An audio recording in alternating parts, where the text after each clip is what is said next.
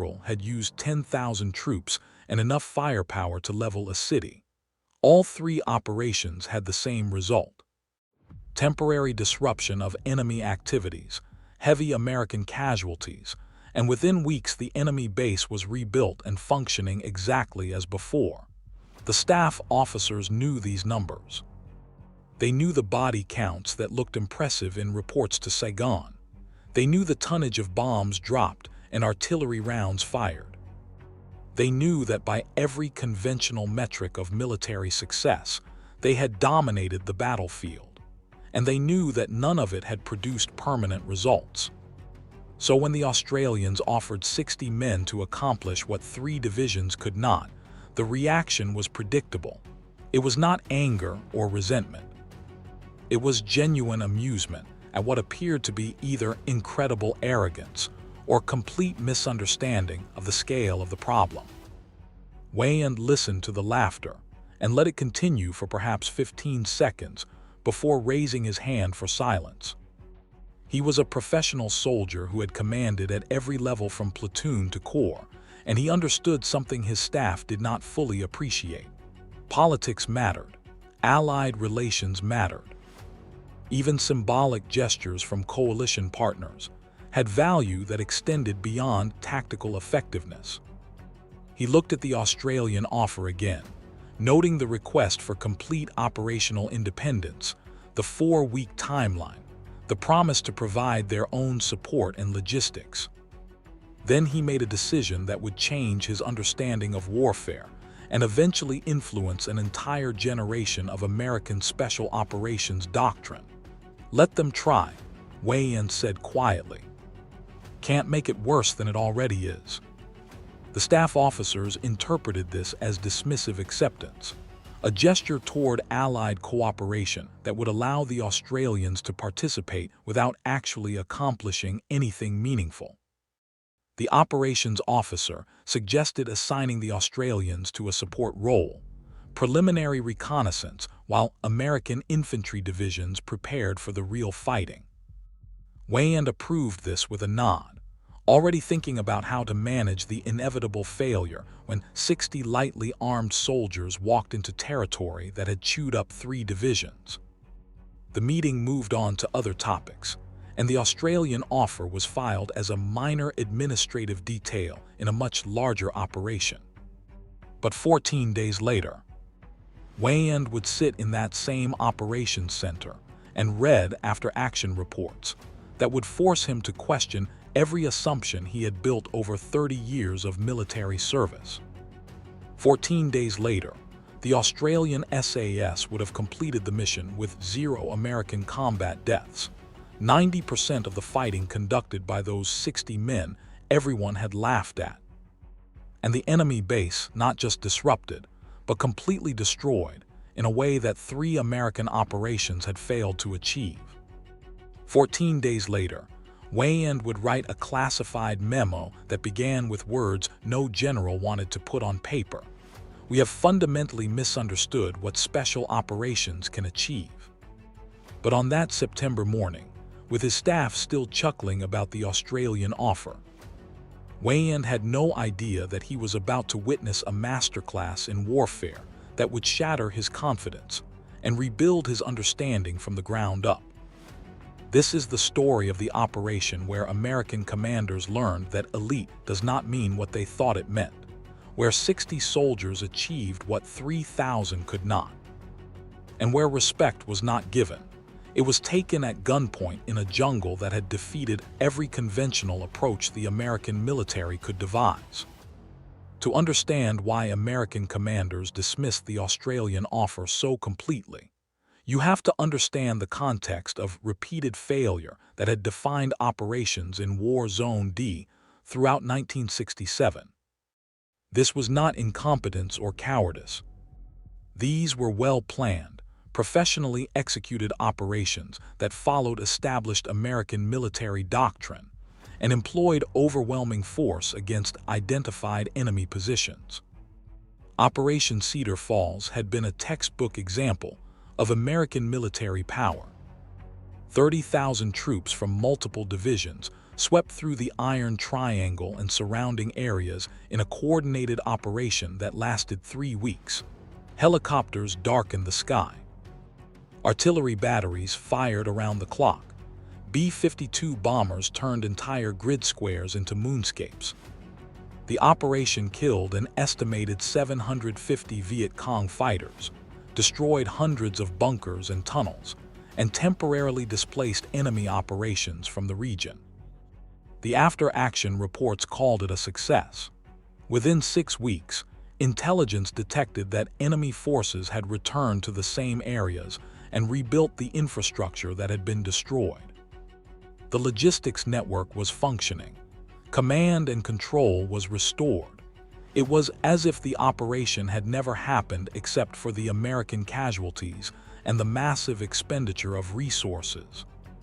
Operation Junction City tried a different approach, using even more force and attempting to seal off the area to prevent enemy withdrawal. 25,000 troops, massive firepower, air mobile operations, everything the American military had learned about large-scale combat. 282 American soldiers died in that operation. Thousands more were wounded. The enemy suffered significant casualties. And within 2 months they were back, operating from the same areas, using the same supply routes, conducting the same activities. Operation Manhattan in April was smaller but more focused. 10,000 troops with better intelligence and more precise targeting. The results were marginally better but still temporary. The pattern was clear to anyone willing to see it. Large American forces could occupy ground and kill enemy soldiers, but they could not produce permanent disruption of enemy capabilities. The problem was not courage or firepower.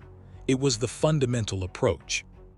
American doctrine was designed for conventional warfare, where you seized and held territory, where you destroyed enemy formations in decisive battles, where you measured success by ground controlled and enemy killed. But the Viet Cong and North Vietnamese army were not fighting that war.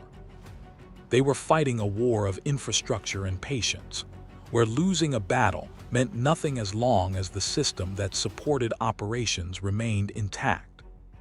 Destroy a bunker complex and they would rebuild it. Kill a unit and replacements would arrive from the north. Occupy an area and they would simply move operations a few kilometers away and wait for the inevitable American withdrawal. The American staff officers understood this at some level, but they had no doctrinal answer for it. Their training, their experience, their entire military education was built on the foundation of conventional warfare. So they applied more of what they knew, more troops, more firepower, more aggressive operations, hoping that at some point quantity would produce the qualitative change they needed. This was the context when the Australian offer arrived. 60 men, no heavy weapons, no artillery support, no airstrikes, just small unit infantry operations conducted independently over 4 weeks. To American planners, this looked like a symbolic gesture, the kind of thing a small allied nation does to show they are contributing to the war effort without actually changing anything. The assumption was that the Australians would conduct some reconnaissance patrols, gather intelligence that American units had already collected, and then step aside while the real operation proceeded with American combat power. Weyand accepted the offer for diplomatic reasons, to maintain good relations with an ally, to show that American commanders valued coalition contributions. He told his staff to let the Australians play soldier, and when they were done, the Americans would show them how it was actually done. He had no idea that the Australians were about to demonstrate that everything the Americans thought they knew about operations in War Zone D was wrong. Major Peter Badco arrived at Long Bin 3 days after Weyand accepted the Australian offer. Badco was not what American officers expected when they thought of elite special operations commanders. He was short, soft-spoken, and looked more like a university professor than a warrior. He wore the standard Australian uniform without the elaborate modifications that American Special Forces affected. He carried a simple map case and a notebook. There was nothing intimidating or impressive about his appearance. What the Americans did not know, what they could not see from his modest presentation, was that Badco had spent 3 years in Malaya, hunting communist insurgents through jungle terrain nearly identical to Vietnam, that he had commanded more successful long-range patrols than any American officer in the room, and that he had developed a philosophy of warfare that was about to make American methods look primitive by comparison. The briefing Badco gave to Weyand's staff was delivered in a quiet monotone that suggested he was discussing routine administrative matters rather than a complex military operation. He began by thanking the Americans for the opportunity to contribute to coalition operations. Then he explained what the Australian SAS intended to do, and the mood in the room shifted from polite attention to barely concealed disbelief. The Australian plan had 3 phases. Phase 1 would be deep reconnaissance, lasting 7 days. 12 5-man patrols would insert across a 40-kilometer area, far larger than the zone American intelligence had identified as the enemy base. These patrols would locate all enemy positions, not just the main concentrations that American operations had targeted. They would map supply routes, identify command posts, document the entire network of infrastructure that supported enemy operations in the region. Phase 2 would be preparation, lasting 3 days. The reconnaissance patrols would reposition to attack positions, pre-position explosives and ambush points, and prepare to strike 15 or more separate targets simultaneously. Phase 3 would be systematic destruction over 4 days. Every identified target would be attacked in a coordinated sequence designed to blind, isolate, and destroy the enemy network. Badco explained this in the same quiet voice, referring to his notes occasionally, answering questions with patient detail. The American staff officers listened with expressions that ranged from skepticism to outright contempt. When Badco finished, the questions came rapid fire, each one highlighting what the Americans saw as fatal flaws in the Australian plan. How would 60 men attack 15 positions simultaneously? How would they sustain operations for 2 weeks without resupply? How would they avoid detection by an enemy force that numbered in the thousands? How would they coordinate attacks without radio communication that the enemy could intercept? What would they do when the enemy counterattacked in overwhelming force? Badco answered each question with the same calm precision. 60 men attacking 15 positions works because each position will be isolated from the others. Sustaining operations for 2 weeks works because Australian patrols carry enough supplies and know how to live off the land.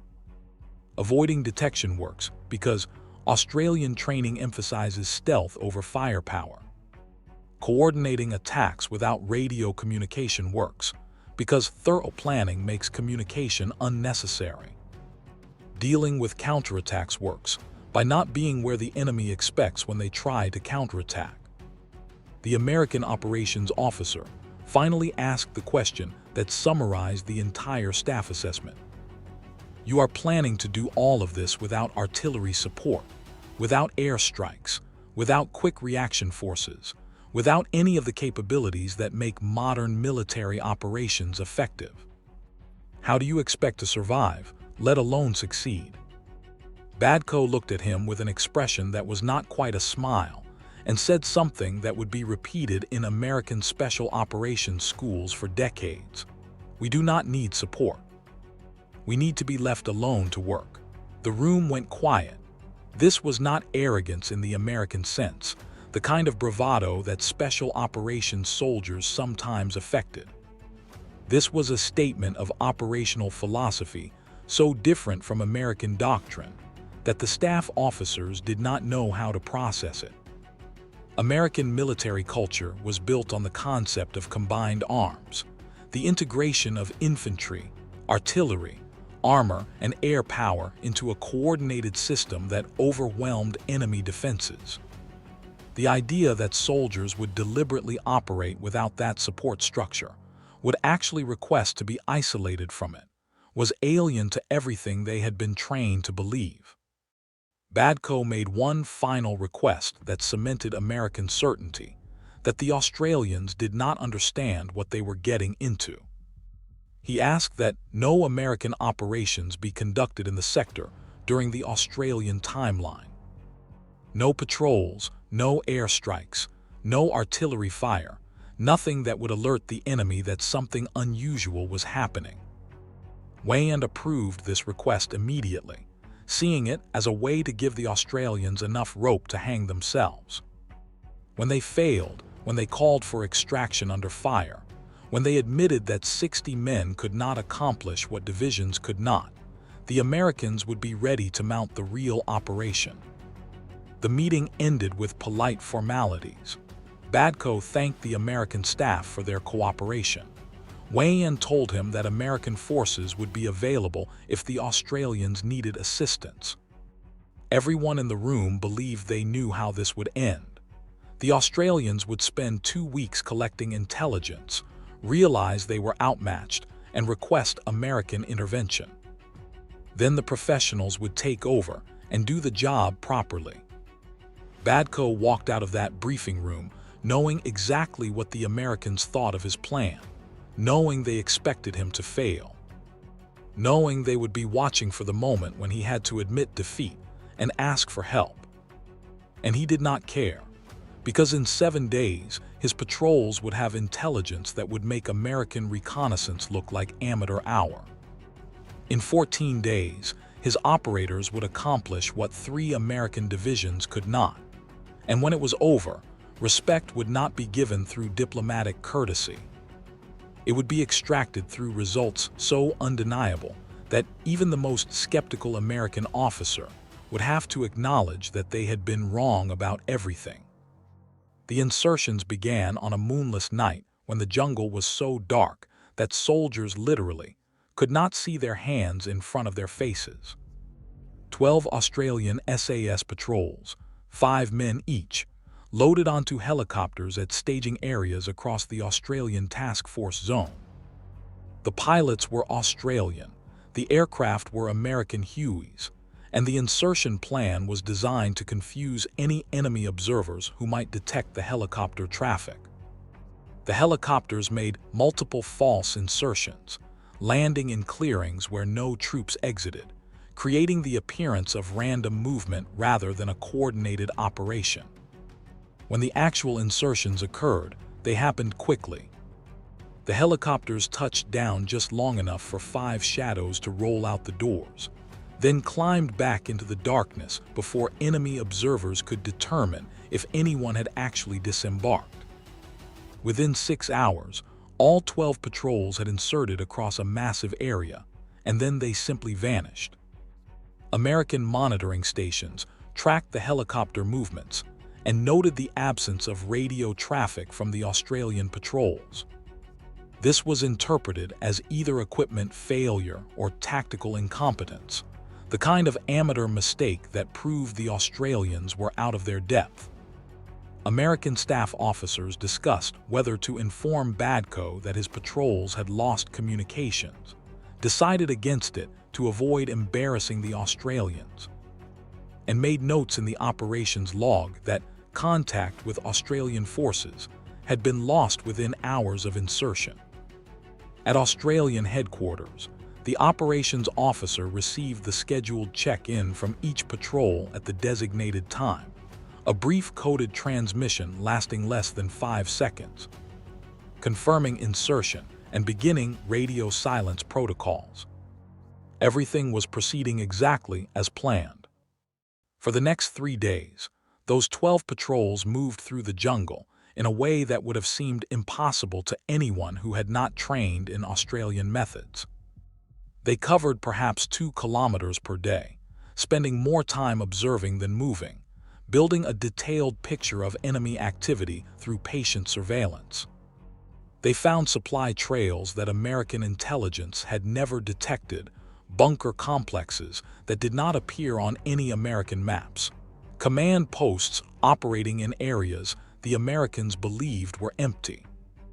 Each patrol documented everything they observed, the times when supply convoys moved, the routes they used, the security procedures they followed, the locations where they stopped, the size of the loads they carried, the direction they came from and went to. This was not the broad intelligence that American reconnaissance typically gathered. This was forensic analysis of the enemy system, understanding not just where the enemy was, but how the enemy operated, what patterns they followed, what vulnerabilities those patterns created. On day 6, one Australian patrol observed something that would fundamentally change the operation. They were watching a junction of trails that appeared on American maps as a minor path through the jungle, when a convoy of 40 porters emerged from the vegetation, each man carrying heavy loads of ammunition and rice. American doctrine would have called for an immediate airstrike to destroy the convoy. Maximum enemy casualties, disruption of supply lines, a successful engagement to report. The Australian patrol commander made a different decision. He let the convoy pass without engaging, documented every detail, and followed at a distance to see where the supplies were going. 4 hours later, the convoy arrived at an ammunition depot that American intelligence did not know existed. A massive underground complex that had been supplying enemy operations for months, while American reconnaissance flew overhead seeing nothing. The patrol commander radioed this information during the scheduled communication window, 3 seconds of coded transmission that provided coordinates and a brief description. Then silence again. By day 7, the 12 Australian patrols had accumulated intelligence that made American understanding of War Zone D look embarrassingly inadequate. The Americans believed there were perhaps 8 significant enemy positions in the area. The Australians had identified 47 separate locations, including command posts, ammunition depots, training areas, hospitals, and communication stations. The Americans thought they were facing a large guerrilla base. The Australians realized they were looking at a distributed network, designed to survive exactly the kind of large-scale American operations that had failed repeatedly. On the evening of day 7, all 12 patrols transmitted their complete intelligence in a coordinated burst transmission that lasted less than 30 seconds total. At Australian headquarters, intelligence officers compiled the data and created a map that showed the enemy system in complete detail. They knew where every major position was located. They knew how the positions connected to each other. They knew the command structure, the supply routes, the communication links. They knew when supplies moved and what routes they used. They knew where the enemy commanders met and when those meetings occurred. They had built a 3-dimensional understanding of the entire network, and that understanding revealed something critical that American operations had missed. Destroying any single part of this network was pointless because the system was designed to survive localized attacks. Cut one supply route and supplies would flow through another. Destroy one ammunition depot and stocks would be redistributed from others. Kill one commander and another would take his place. The network had redundancy built into every function.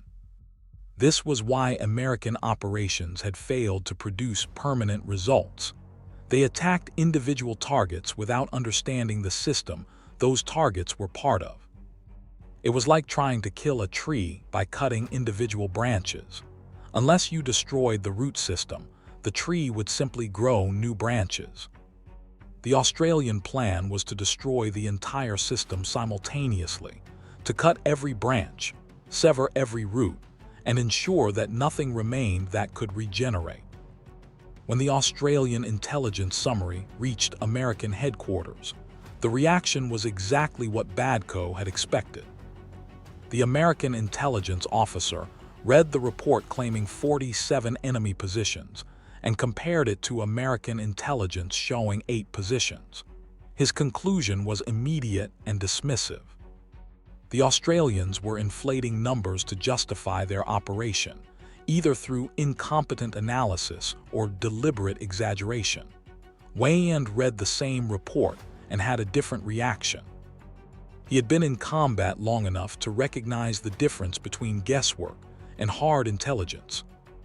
The Australian report included specific coordinates, detailed descriptions, pattern analysis, and supporting evidence. It was the kind of intelligence that came from direct observation by professionals who knew what they were looking at. He told his staff to let the Australians continue and prepare to verify their claims after the operation concluded. If the Australians were right, American intelligence had failed catastrophically to understand what was operating in their sector. If the Australians were wrong, it would become obvious when their operation began and they discovered their intelligence was faulty. Either way, Weyand would know the truth within days. The preparation phase was where Australian tactical philosophy diverged most dramatically from American methods.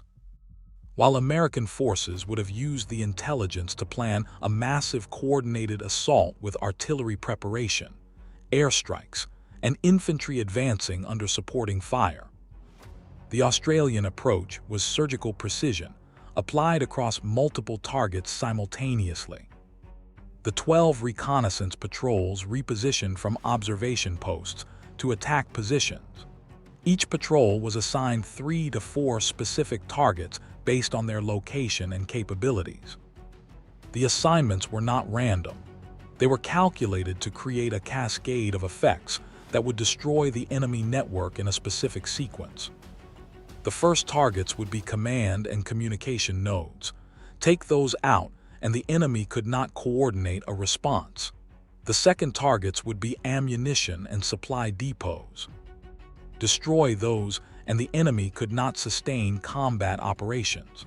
The third targets would be medical facilities and support infrastructure. Eliminate those, and the enemy could not care for wounded or maintain operations. The final targets would be infantry positions, hit after the enemy was already blind, isolated, and unable to fight effectively. Each patrol spent days preparing their attack positions. They did not dig fighting positions in the American sense. They created ambush points along the routes the enemy would have to use when responding to attacks. They pre-positioned claymore mines at choke points. They emplaced demolition charges on structures they planned to destroy. They rehearsed the timing so that each attack would occur at the precise moment, needed to prevent the enemy from warning other positions. American observers watching from a distance reported that the Australians appeared to be digging defensive positions, preparing to hunker down and defend rather than attack. This assessment made sense from an American perspective. Outnumbered forces typically go defensive. The idea that 60 men would prepare to attack 47 positions simultaneously was so far outside American tactical thinking that observers literally could not conceive of what they were seeing. The Australian patrols spent day 8 through day 10 in preparation, and during this time, there was almost no radio communication with headquarters.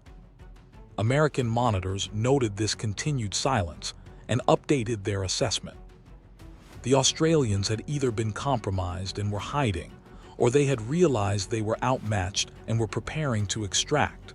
Rescue plans were updated. Quick reaction forces were placed on standby. Everyone waited for the call that Australian forces were in trouble and needed extraction. On the evening of day 10, Badco transmitted a single coded message to all patrols. Execute Phase 3 beginning 0400 hours day 11. Duration 6 hours. Then silence. In the American Operations Center, that transmission was intercepted but not understood because the code could not be broken. The American operations officer noted that Australian radio traffic had increased briefly, possibly indicating the Australians were preparing to withdraw or were coordinating movement. No one suspected that the transmission was an execute order for an operation that would fundamentally change how American commanders understood what small units could achieve. The operation began at 4 in the morning on day 11, with strikes so coordinated that enemy command posts separated by 15 kilometers were attacked within seconds of each other. The attacks were silent, conducted with suppressed weapons and knives, designed to kill everyone in the command posts before alarms could be raised. At the first command post, an Australian patrol had observed for 3 days that the enemy commander and his staff gathered each morning at 4 a.m. for a situation update.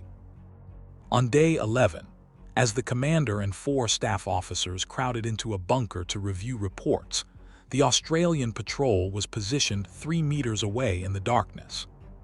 When the last officer entered and the canvas flap closed, providing sound insulation, the patrol moved. 2 operators entered the bunker from the rear access point that the enemy did not know had been discovered. The engagement lasted approximately 8 seconds. Suppressed rifles eliminated the command staff before they could draw weapons.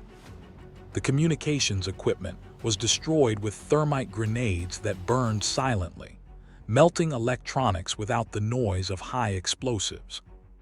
The patrol was out of the bunker and moving toward their next target within 30 seconds of the first shot. Across the operational area, this scene repeated at 3 separate command posts simultaneously. The enemy leadership was decapitated so quickly that no warning reached the infantry units that were supposed to protect them. By 4:15, every enemy commander who could coordinate a response to the attacks was dead, and every communication system that could transmit warnings was destroyed. The network was leaderless and blind. American sensor systems detected brief firefights at multiple locations and then silence. The American operations officer woke Weyand with a report that something was happening in the Australian operational area, but details were unclear.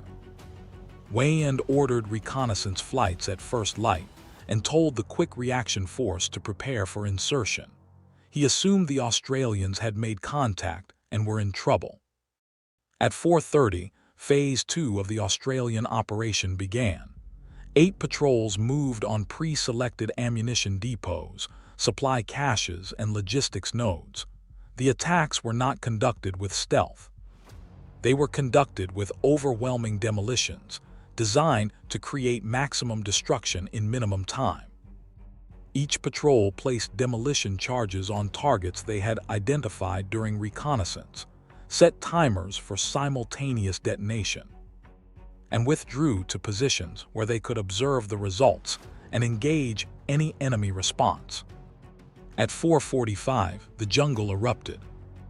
8 separate locations across 40 kilometers exploded simultaneously, with secondary detonations that continued for minutes as ammunition cooked off and fuel stores ignited.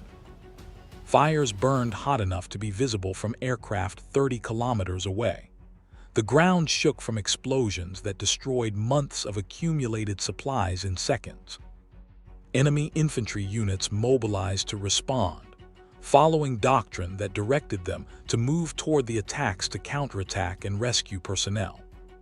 But there was no command structure to coordinate this movement, no communications to identify where the attacks were actually occurring, no intelligence about what they were moving into. The units moved piecemeal, using pre-planned routes, following procedures that made sense when commanders could coordinate, but which became predictable patterns when communications were destroyed. The Australian patrols were waiting on those pre-planned routes, with ambushes positioned based on 3 days of observation, showing exactly where enemy forces would move when responding to attacks. At 5:30, enemy infantry running toward the fires encountered claymore mines, and automatic weapons fire from positions they had walked past dozens of times, without knowing Australian soldiers were waiting. The engagements were brief and devastating. A unit of 30 enemy soldiers would enter a kill zone, the Claymore mines would detonate, and automatic weapons would engage survivors for 30 to 90 seconds. Then the Australian patrol would withdraw before the enemy could organize a response, moving to the next ambush position to wait for the next group of enemy soldiers, following the same predictable pattern. By 6 a.m., the enemy situation had deteriorated from organized defense to chaos. Command posts destroyed, communications gone, ammunition depots burning, supply caches eliminated, infantry units being ambushed whenever they tried to move, and no understanding of what was attacking them. Enemy soldiers reported ghost forces appearing everywhere simultaneously, striking with precision and disappearing before they could be engaged. Reports described perfectly coordinated attacks across dozens of positions, occurring with timing that suggested a much larger force than intelligence indicated was in the area. The psychological impact was devastating. The Viet Cong and NVA were experienced fighters who had survived American operations and learned to exploit American patterns. But the Australian attacks did not follow any pattern they recognized. There were no helicopters announcing American arrival, no artillery preparation revealing where attacks would come, no massive troop concentrations that could be detected and avoided. Just silent, precise strikes appearing from nowhere and vanishing back into nowhere, leaving destruction behind. By 8 a.m., American reconnaissance flights were reporting massive fires across the target area, significant destruction visible from the air, and no friendly forces that could be identified visually. Ground sensors detected heavy enemy radio traffic, indicating major combat operations, but could not determine who was fighting whom. The American operations officer reported to Weyand that someone was destroying the enemy base, but aerial reconnaissance could not identify friendly forces or determine what was happening. Weyand ordered more reconnaissance and prepared American forces to intervene, still believing the Australians must be in serious trouble, even if he could not determine exactly what was happening. The Australian operation continued through the morning, following the precise timeline Badco had planned. After destroying command, logistics, and engaging infantry, the patrols moved to tertiary targets, medical stations where the enemy could treat wounded, workshops where weapons and equipment were maintained, storage areas for food and supplies, bunkers housing replacement personnel. Every element of the infrastructure that supported enemy operations was systematically destroyed. The patrols did not hunt enemy soldiers. They avoided combat with main force units. Their targets were the system that made enemy combat operations possible. Kill soldiers and replacements would arrive. Destroy bunkers and they would be rebuilt. But eliminate the command structure, the logistics network, the medical capability, the training facilities, the support infrastructure. And the enemy could not function as a military organization, regardless of how many combat soldiers survived. By noon on day 11, 47 enemy positions had been attacked and destroyed. 300 enemy soldiers were estimated killed, most of them in the first hours when command posts were hit and infantry units walked into prepared ambushes. The remaining enemy forces were scattered, disorganized, unable to coordinate, and focused on survival rather than combat operations. The Australian patrols had completed their assigned targets and begun withdrawal on foot through the jungle, moving slowly and carefully to avoid detection, carrying their wounded, leaving behind devastation that would take months for the enemy to rebuild. The final count, when compiled days later, would show 0 Australian killed in action, 3 wounded with injuries minor enough that they could walk out, and documentation so thorough that American intelligence officers initially refused to believe it was collected in just 2 weeks. When the first Australian patrols walked into their base on day 12, after 48 hours of foot movement through the jungle, they looked exactly like what American officers expected from soldiers who had spent 2 weeks in combat. They were filthy, exhausted, their uniforms in tatters, their equipment worn and dirty. They moved with the slow, deliberate pace of men who had pushed themselves past normal endurance. They looked defeated. American observers who saw them arrive reported that the Australians appeared to have had a rough time in the bush and were probably glad to be back safely.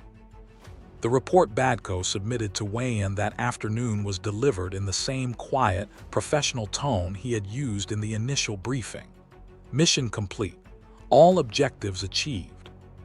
47 enemy positions destroyed. Estimated 300 enemy casualties. Australian casualties 0 killed, 3 wounded, all minor. Complete intelligence documentation attached. Weyand read the report and immediately ordered American Reconnaissance to verify the Australian claims. He wanted aerial photography, ground reconnaissance, signal intelligence, every source available to determine what had actually happened. The American reconnaissance teams spent 3 days examining the Australian operational area and returned with findings that matched the Australian report in every detail. 47 separate positions had been destroyed with precision that suggested detailed prior knowledge of each target. Ammunition depots had been demolished with explosives placed for maximum effect. Command bunkers had been burned with thermite that destroyed everything inside. Supply caches had been emptied and destroyed. Medical facilities had been rendered unusable. The destruction was total, professional, and clearly the result of planned operations rather than random combat. The American ground reconnaissance teams found enemy bodies in positions that indicated they had been killed in coordinated ambushes. Claymore mine fragments were recovered, showing the ambushes had been carefully prepared.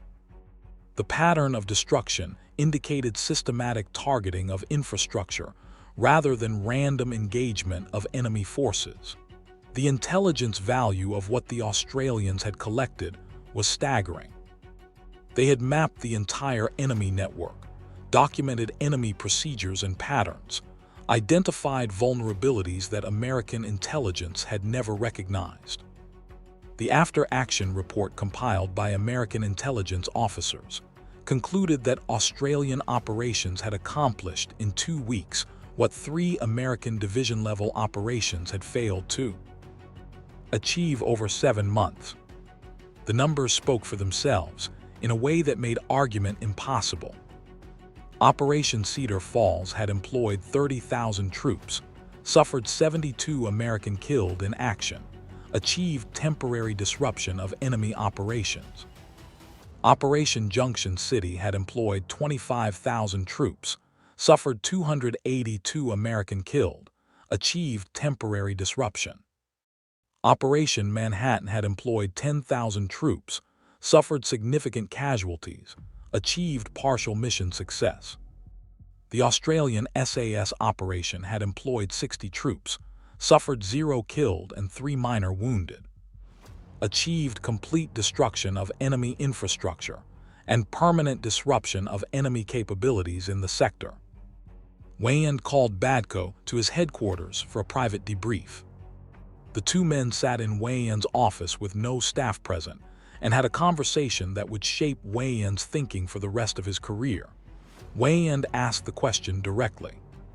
How did 60 men accomplish what 3 divisions could not? Badco's answer was delivered in the same quiet tone that had marked all his interactions with American forces. We did not try to kill every enemy soldier, General. We destroyed the system that supported them. American operations focus on destroying enemy forces. That works in conventional warfare where destroying the enemy army wins the war. But the Viet Cong and NVA are not fighting a conventional war. They are fighting a war of infrastructure and patience. Kill their soldiers and replacements arrive from the north. Destroy their bunkers and they rebuild them. The soldiers and bunkers are not what matters. What matters is the system that allows them to operate, the command structure that coordinates operations, the logistics network that supplies them, the communication systems that let them respond to threats, the medical facilities that keep them combat effective. Destroy that system and the combat soldiers become irrelevant. They cannot fight effectively without support. Weyand absorbed this and asked the second question: why did American intelligence fail to identify what you found? Badco's answer was even more uncomfortable. American reconnaissance looks for what it expects to find: large troop concentrations, major bases, obvious targets that justify the application of American firepower. We looked for the system rather than the obvious targets. We spent days watching trails to see where they led. We documented patterns instead of positions. We built a picture of how the enemy operated rather than just identifying where they were located. American intelligence is designed to support conventional operations. It does what it is supposed to do very well, but this is not a conventional war. The conversation continued for over an hour, with Weyand asking detailed questions about Australian methods, training, operational philosophy, and tactical decision-making. When it ended, Weyand had reached conclusions that would require him to question fundamental assumptions about how American forces operated in Vietnam. But the story was not complete until the enemy perspective was understood. And that understanding would come from captured documents and prisoner interrogations that revealed just how completely the Australian operation had shattered enemy confidence. A captured enemy after action report found weeks later described the attack as appearing from nowhere with no warning. The North Vietnamese political officer who wrote it noted that command structure was eliminated in the first hour, making coordinated response impossible. 47 positions attacked simultaneously suggested a force far larger than intelligence indicated. The report concluded this was not an American attack because it lacked helicopters, artillery, and patterns the enemy could counter. The assessment specifically used the term Ma Rung, jungle phantoms. Post-war Vietnamese testimony described these as ghost attacks where the enemy appeared without warning, struck with precision, and vanished. The psychological impact exceeded physical destruction, creating constant fear of silent attacks against which there was no defense. After the operation, enemy activity in War Zone D decreased significantly and never returned to previous levels. The sector that required 3 American division operations to disrupt was neutralized by 1 Australian squadron, and the enemy never recovered their capability. The transformation in American thinking began with Weyand's classified October 1967 memo distributed to MACV and the Pentagon. "We have fundamentally misunderstood what special operations can achieve," it began. Small forces with superior training and operational independence can produce strategic results that large conventional forces cannot match. The Australian operation demonstrates that our emphasis on large units and overwhelming firepower, while producing tactical results, has failed to achieve strategic objectives. The enemy has adapted to our methods and become predictable, and predictability in warfare is defeat. The memo recommended immediate review of Special Operations Doctrine, increased unconventional warfare funding, and questioning whether large conventional operations were appropriate for this war. It was not well received by commanders who had built careers on conventional doctrine, but Weyand's position gave it weight.